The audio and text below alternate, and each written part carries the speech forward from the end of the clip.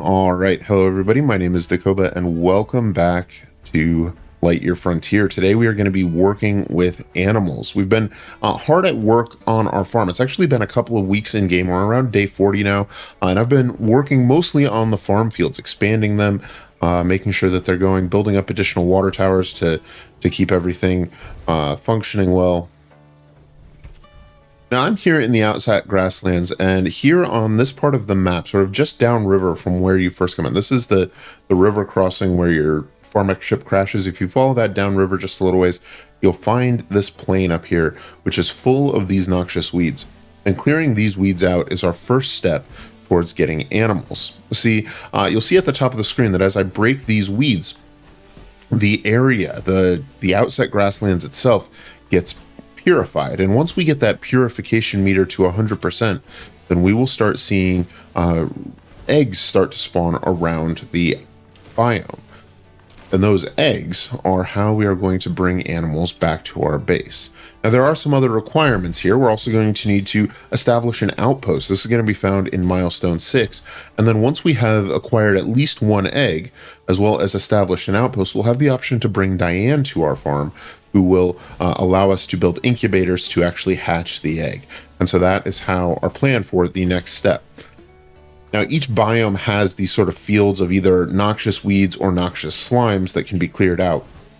But I highly recommend that if you want to get started with animals, you start in the outset grasslands, because the animals found here are the ones that sort of gatekeep the rest of the animal technologies. Things like beds require fur and feathers, which come from the animals that you can get from the outset grasslands. So it makes sense to target them first.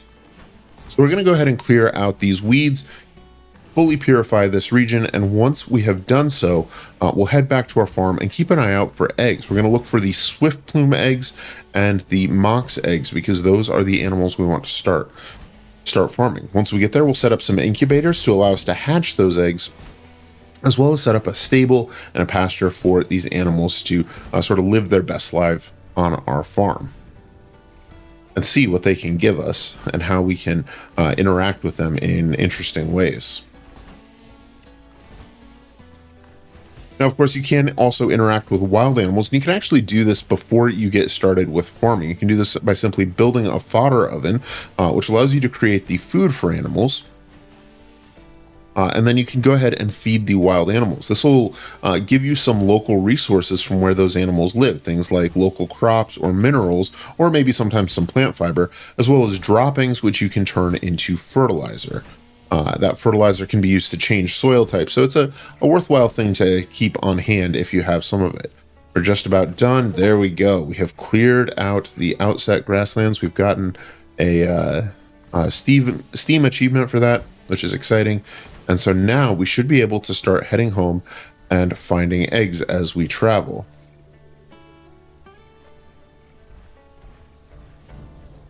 All right, it's the day after we cleared out the noxious weeds in the outset grasslands, after we purified the zone. And so today we're going to set out and hopefully find some eggs that we can hatch in an incubator. So let's set out from our farm and keep an eye out for any eggs. We're going to start out down here because, well, I haven't found any sort of correlation between like wild animals and egg spawns. It seems logical that that's where we would start looking. And we have a large herd of Nox right down here. We're going to keep an eye out for eggs that may have spawned in the region. Now, one thing to note is that eggs do have a fixed spawn point. So once you find one, it's not a bad idea to leave a map marker there, because you'll be able to go back each day, one after the next, and continue to find eggs in that location. One will respawn each morning, or most mornings at least. And so this can be a good way if you have specific animals that you want to stock up on. You can just make sure you pop back out and find that same egg over and over again. All right, we have been out for just about, I don't know, a quarter of the morning. We have come across our first egg, an abandoned swift plume egg. Let's go ahead and pick that up. And then we're going to keep an eye out and keep exploring until we find a mox egg as well. So we'll carry on and look around as we travel.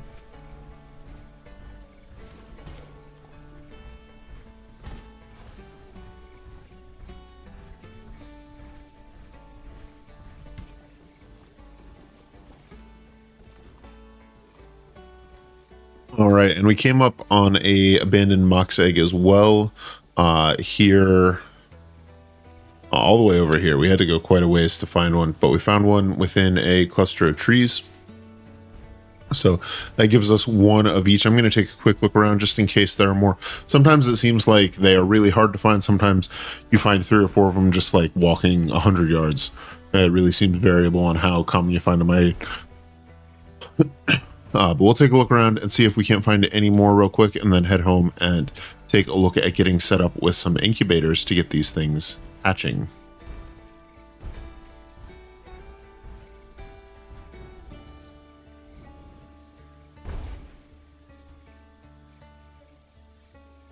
All right, no luck on the mox eggs, but we did find an abandoned crawling egg, so that's an interesting find. There's also another type of critter in this part of the map. In particular, over here on this coast, you'll occasionally see them out by the water. They're called a morning drape. So I'm going to keep an eye out for a morning drape egg. I haven't really played with them very much because we don't really get over here all that often. But if we can spot some of the critters, I think there's one there in the water. So let's come out to this island. Yes, we can feed this morning drape and see what it gives us. So it gave us a little bit of copper there, but I would love to get one of those back for our farm as well. So we'll keep an eye out for morning drape eggs as we explore through this region as well. All right, now in addition to clearing out the grassland or clearing out one of the biomes and causing the sort of wild eggs to spawn, there is another source of eggs, and it's this giant dragon creature thing that flies over the world. If we pop out of our mech here, maybe we can get a better look at the sky here. This thing, whenever it flies over, shortly later we will see a golden star appear in the sky. I think it's when it despawns is when the shooting star appears, and that star is actually an egg. So let's see if we can see this thing appear. And then that shooting star will fall to the ground, and when it reaches the ground, it is an egg that you can pick up. It's called a radiant egg, and it contains a random creature type. So you can get anything out of it, and they're pretty neat to find and pick up. And the game does note that they may have some special properties to them. I haven't been able to identify a special property. So right there, we should have a radiant egg. So let's pop on over and take a look and see what we have. I've seen several of these fly overhead and haven't come across all of the eggs. One thing I've seen in previous playthroughs is where you'll have multiple of these radiant eggs in one spot where, they may stack up over time. But we were able to find one just there. All right, we are back here at our farm, and I've gone ahead and set up a small pasture area for our animals. We've got a few already here. Let's go ahead and get the eggs we collected up and put them into our incubators. Now, the incubator recipe comes from Diane when she joins your farm. So we can go ahead and let's go ahead and add the swift plume egg to this incubator. So that should hatch in 2 days, and our mox egg should hatch in 3 days. Now, of course, Diane's area does come with another one, so we did get 2 mox eggs. We can go ahead and put that one there. And then I'd also gotten some golden eggs, and one of those gave me a mox as well. Now, in order to care for your animals, you're going to need a few things. First of all, you're going to need to pet them every day. So as you go around, you can simply pet all of the animals. And then you also need to make sure that they have food and water. You can do this with a water and food trough, and so simply make sure that the water trough gets filled up each day, as well as that there is enough food for each animal to sort of take one of their chosen food type from the food trough as well. Now, I've found that it helps to have Diane's outpost within your animal area. Things just seem to work a little nicer. Now, each day, the animals, if they are fed and well cared for, will drop some items on your farm, and you can go around and pick those up. We have a couple of days while our eggs incubate, and I want to gather up some of those resources. So we're going to work through a couple of days, spend some time, tending the farm, and we'll gather up some of those resources, take a look at what they give us, and come back when our eggs are ready to hatch.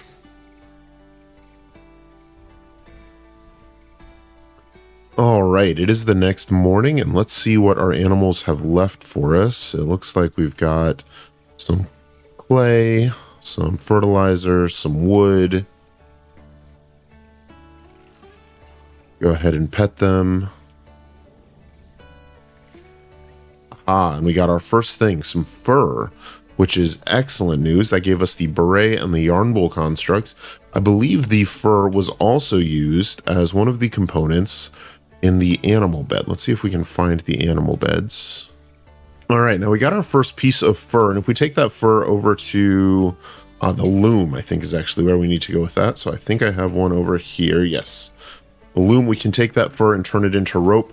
If we get a second, we'll be able to turn it into cloth, and then that cloth could be used to produce pillow fluff. So it may behoove us to have a larger pasture of moxes, which is one of the things we're going to want to do. So today I'm going to head back out and see if we can't find a couple more mox eggs that we can start hatching over the next couple days in order to expand our herd.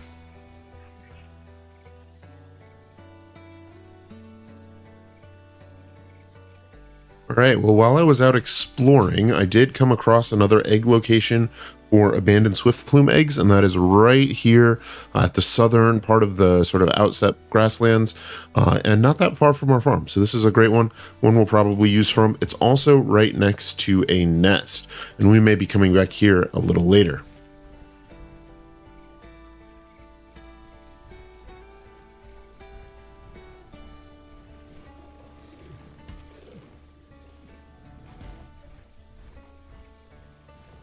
And in addition to that, I also found another swift plume egg, and this is just north of the nest we had seen.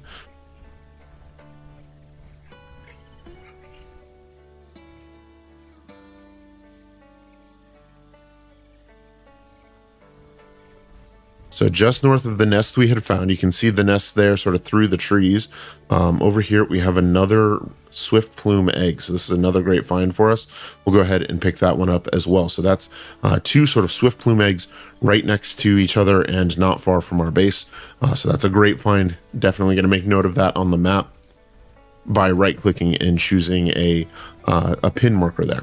All right, let's carry on with our explorations. All right, so our explorations have turned up another egg, a mox egg over here.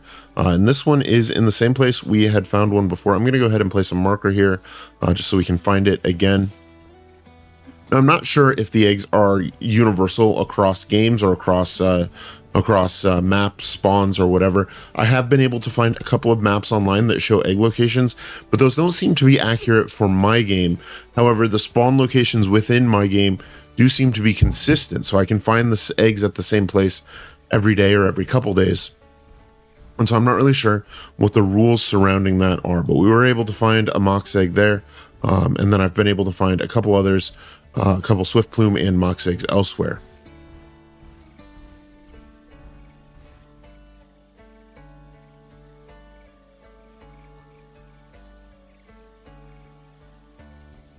All right, it has been a couple of days, and the first of our eggs, our swift plume egg, is ready to hatch. So let's go ahead and hatch this egg. This is going to require that we name the animal. I'm going to go ahead and name this one Birdie, and then out it should pop. And it is content. We can go ahead and pen it. And then if we hop into our mech, we can move it over to our pen.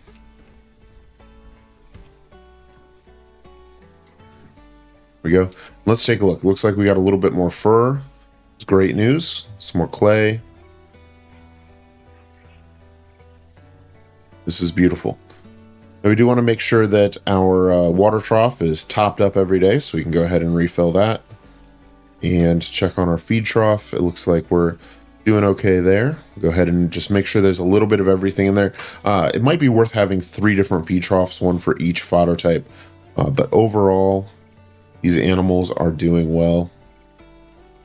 Now, the two croblings that we have both came from the radiant eggs, and I think I'm going to go ahead and take Polly and take them back to a nest to rewild them. Let's go ahead and grab Polly up and head back to the swift plume nest that we found yesterday and see if we can find it a new home there. All right, now I went ahead and picked up one of the croblings that spawned from a radiant egg in my farm. I brought it over here to the nest we found yesterday, and we can go ahead and dismiss the animal here, and that will release that animal back into the wild, and it will no longer count among the animals on my farm. So if I don't get the kind of animal I want, then that will work. Now, this is the nest. Right next to this, we had found a swift plume egg. That one is not there today. However, to the north, the second swift plume egg we found right next to it is back. So again, they don't necessarily spawn every day, but they do seem to have consistent spawn locations. So if you find an egg, make a note of it on your map, and maybe you'll be able to find some more there in the future.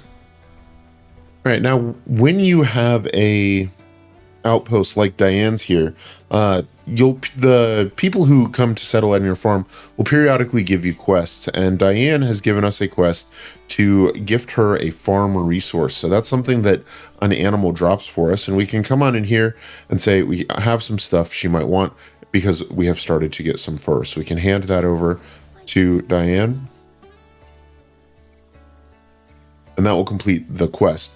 And as you complete quests, her friendship level will go up, and you'll periodically be asked to further decorate or enhance their outpost a bit, and may gain some additional abilities or resources with them. You can also use the anything on your mind to sort of get their sense of it, and that will give you some Steam achievements as well. All right, now that quest was to spruce up Diane's outpost a little bit and to place in a feed trough as well as a water trough here. And this is one of the reasons we wanted to put Diane's outpost within our pasture, because it'll allow our animals to sort of double up on their resources. We don't need to come around quite so often.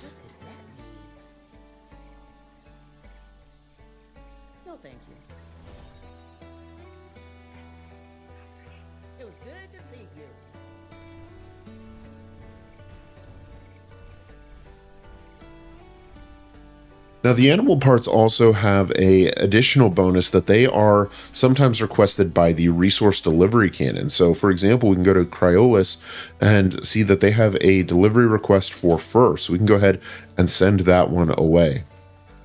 Now, because the rate that you get these is so much lower than through normal sort of farming, the farming is definitely a much superior way to get those milestones sent away. But it's still cool that you can pick up a little bit here and there.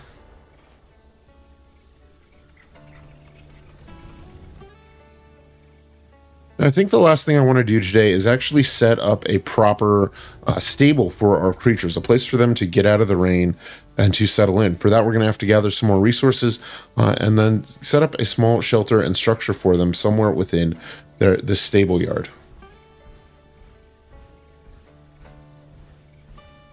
I think I may want to do it right back here, sort of leading off this into its own space so they still have the full larger yard to walk around in. Good to see you. All right, I have done one day of construction on our stable. It looks like our swift plume has finally grown up, which is exciting. Let's see what we get. We got some more clay. We have some wood. We have some fur. Aha, and we got feathers, another new item. That's very exciting. When Diane gets here, that's one of the items that Diane will want to take a look at. Are these mine? No, these are wild mocks. Okay. Look, we've got some of our mocks are still growing up. Things are going well. Let's pop on over and see what we can do with our resource cannon. The fur represented a mission we could send away.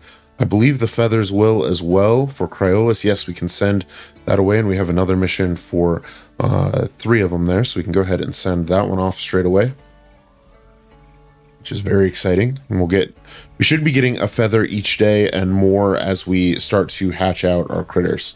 Now, for us to finish off our barn, we're going to need to do quite a bit more resource gathering, so I will get back to work with that, but I really like the way the metal roof is looking there. I think that looks good. Some of the trees that I planted within the pasture to sort of act as a boundary are starting to grow up, which I think looks good as well. I want to get some more of the large trees around the outside. I think the small trees in the corners are nice, and then a few bushes in here to spruce the place up a little bit. But otherwise, everything is looking good and continuing to go well. So our animals are going well. Let's go ahead and get the rest of this stable built, and then we'll figure out how we want to set up stalls in here as well. I was thinking perhaps these rustic garden walls might be a good choice. We can snap those in like that.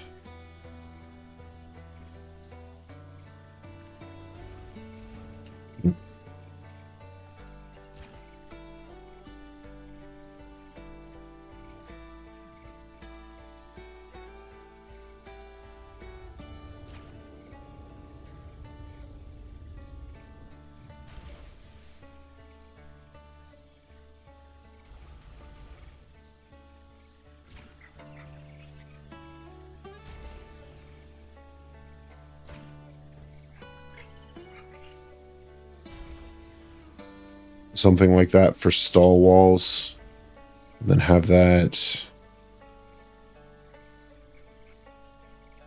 of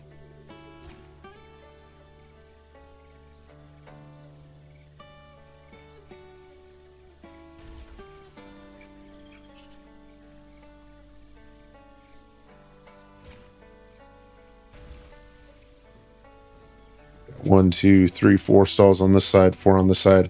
That'd give us 8 animals, and we might even be able to do like two animals per stall. You know, they seem pretty docile. You know, two mocks, two of each type. But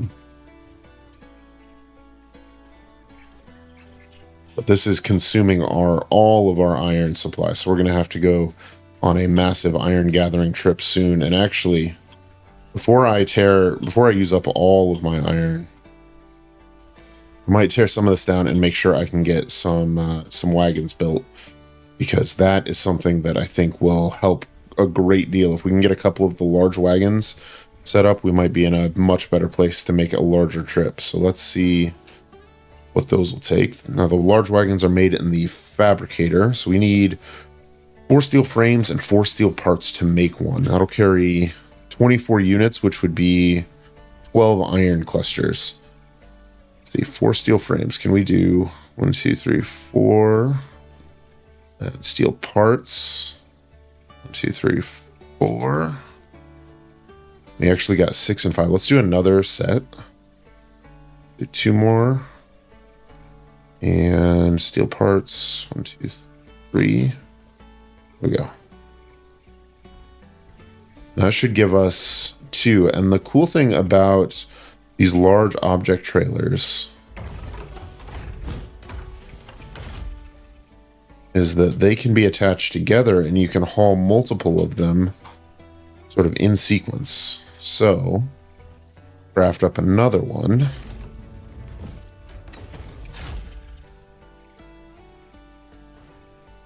Should be able to bring that over here. Patch that, and there we go. So now we can head out and find a whole bunch of iron all at once in order to rebuild our iron supply. Let's pop out and give that one a try and see how much we can come back with. All right, we managed to load up these trailers. Let's head on home and see how much iron we get out of this trip. It is awesome that we were able to gather up so much of it. This might finally make it worth investing in the roads to increase the speed at which we can sort of haul long distance across here. And now we did grab 3 silver chunks as well, so that's going to have some effect on how much stuff we get. So we've got 5 more rocks. Let's go ahead and get them all crushed up, and then we'll see how much iron we got out of this trip. Right, and with the last rock crushed, we picked up 192 iron. That is fantastic. That is probably just about how much we are using in this current construction. So we can go ahead and get that smelting and then store the rest in our storage shed over here. We may be getting to the point where we'll need a second storage shed before too long. We also got 26 silver. That's excellent news. We can turn that into bars as well. Now that iron is going to take a little bit to smelt up, but we will go ahead and jump ahead until our barn is all complete. There's one thing with the framing. Don't need the double high piece there. We can replace that with a... And one of the things I'm not sure on is whether or not we want the beams framed on the outside like that.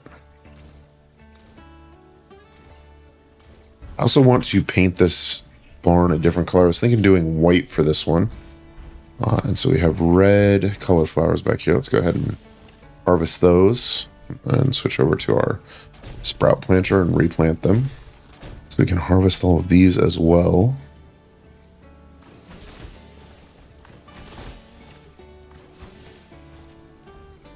And similarly, we can switch over to the sprouts, plant them.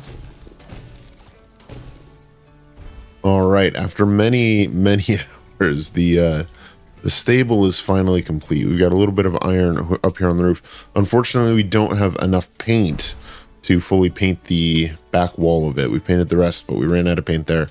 So we are going to have to wait until we get a little bit more white paint from our color flowers, which have all been harvested and are currently regrowing. Hopefully we'll get there soon. But I think that's where we're going to leave it for today. I'd say we have a pretty successful animal operation going on now with several animals here, several more getting ready to hatch in the next couple days. And we're starting to see the benefits of that. We're starting to get the fur and the feathers that we can use to send off milestones or trade with Diane. And I think this sets us up to move forward really, really nicely. We may revisit animals if more interesting things happen later on. I know that there's some ability to give them special hats and things like that. But for now, I think this is where we are going to leave it for today. So I'd like to thank you guys for spending a few minutes with me here in the world of Lightyear Frontier. I hope that you've enjoyed this episode, and I hope that you have found it helpful. Leave a like if you have, and subscribe if you'd like to see more. My name is Dakoba, and I hope you have an epic day. I will see you soon.